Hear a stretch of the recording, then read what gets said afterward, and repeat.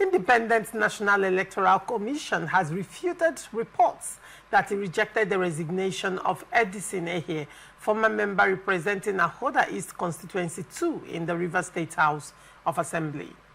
Ehie resigned his seat during the state's political crisis to assume office as Chief of Staff to Governor Siminalayi Fubara. Reports had quoted Resident Electoral Commissioner Professor Gabriel Yomere as saying Ehie still remained a legislator. In a clarification issued by Acting Head of Voter Education and Publicity, Geraldine Ekelemu, INEC stressed that the IREC's comments were misinterpreted and did not represent the Commission's official stance. The body emphasized that only its national headquarters can determine whether a by-election should be conducted following due notification from the constitutionally recognized legislative authority. INEC maintained that it had no power to accept or reject a legislator's resignation. The Commission stated it will only act when the Rivers State House of Assembly formally declares Ehie's seat vacant and transmits such notice, after which it will organize a by-election in line with the Constitution and Electoral Act. Now, before I ask further questions, I want to know what you have to say about the story. Yes, this story is basically as of law and of facts. Section 306, subsection 1, talks about resignation. Okay, and Edison Ehie resigned his position as a legislator to take up appointment as the Chief of Staff to the Governor of Rivers State.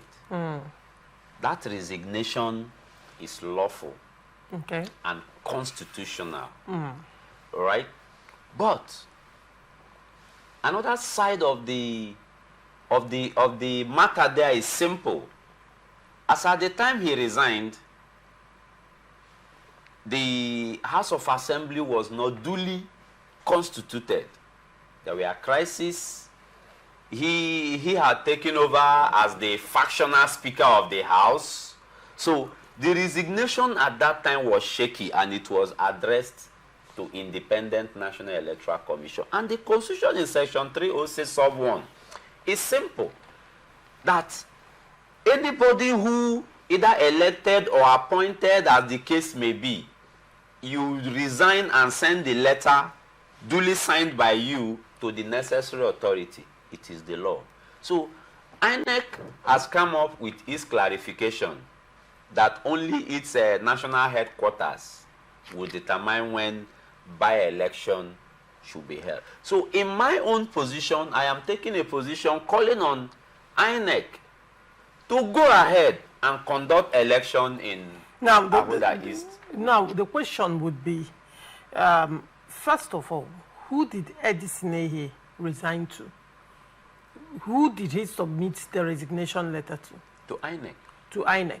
Now, when one is looking at the provision of Section 306 of resignation and declaring of seats vacant, is done by the Speaker of the House. But Section 306 sub 1 never said the Speaker would declare his seat vacant. That is not the position of... Who reads the... No, the section said the person resigning will resign, and it will be duly signed by him and sent to the necessary authority that elected him. Okay. So in this case, who conducted the election that made constituents elect members of the House of Assembly? Independent National Electoral Commission. Now, so if you look at the provision of the Constitution, there was nowhere in 306 the Constitution said he must submit to the Speaker, and that the Speaker would declare his seat vacant. Don't forget that this is a case of resignation. It is not a case of improper conduct of an assembly member. It is just simply a case of an official saying, I am no more interested in this position, I am quitting. Resignation is as of law and of fact, as captured in Section 306 sub 1. Nigerians can look it up. Now, the question is, INEC is saying that from what the the INEC staff is saying, INEC is saying that the Rivers State House of Assembly has to communicate them. Well, like I posited, that this is a question of law and of fact. INEC on its own reserves the right also to approach the court for interpretation of that section of the law before it takes its final position. I think that is the reason why INEC as an agency of government have its own legal department. Okay? So the legal department can approach the court for interpretation of section 306 before they can act. I think that's the proper thing to do instead of waiting for its national headquarters to communicate or the House of Assembly writing them. Another thing is this. Do not forget that at some point, the River State House of Assembly, you know, through the Speaker, Martin Samehule, had declared the seats of these people vacant. And Edison Ehie, Okojombo, Sokari Goodboy, and one other person.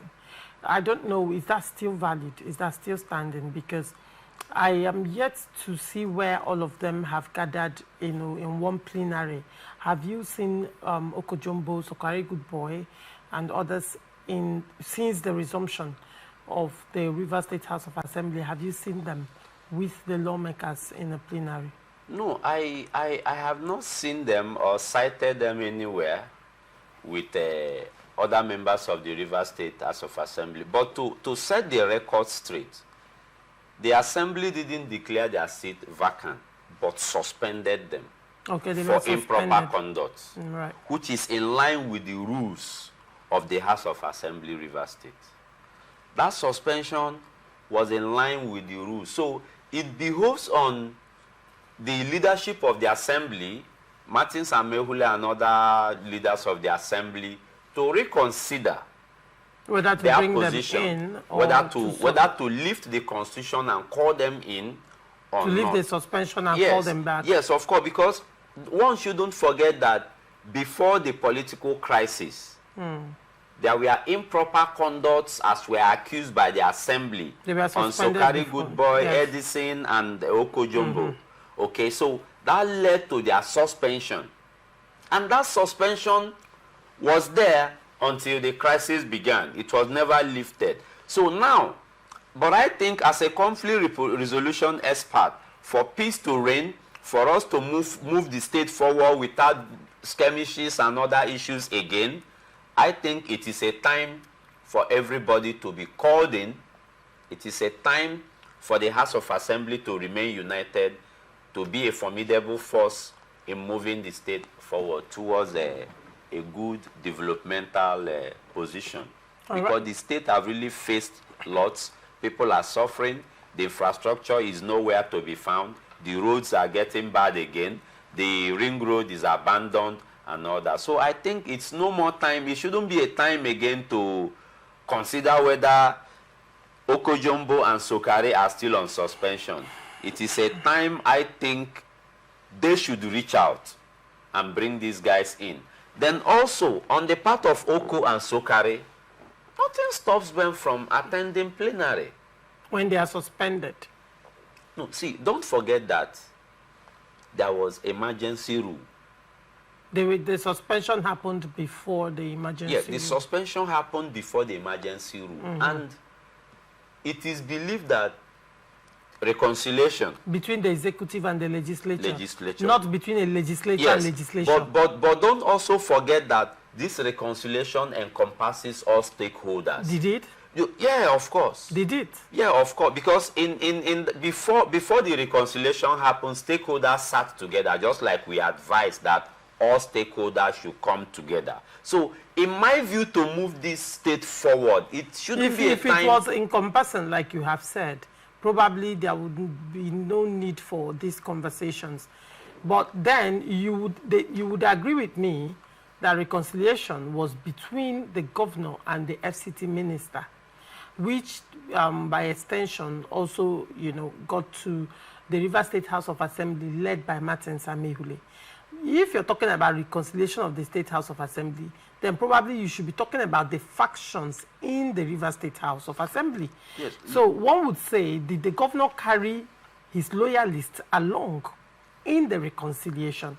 It's one thing to carry your loyalists along in the reconciliation, and another thing to, you know, just fight for yourself in this instance.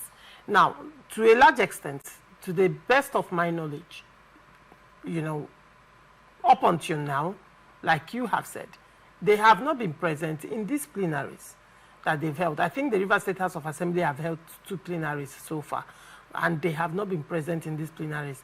And that suspension, to the best of my knowledge, has not been revoked by Martin Samehule, you know, led State Assembly. So if that is the case, it's safe to say that the reconciliation was between the FCT minister and the governor, and by extension, Rivers State House of Assembly, loyal to the FCT minister and the governor. However, the factional assembly loyal to the governor, it appears we are not carried along in this reconciliation, because I am yet to see them as one in the Rivers State House of Assembly. Lanisha, let's put this record straight.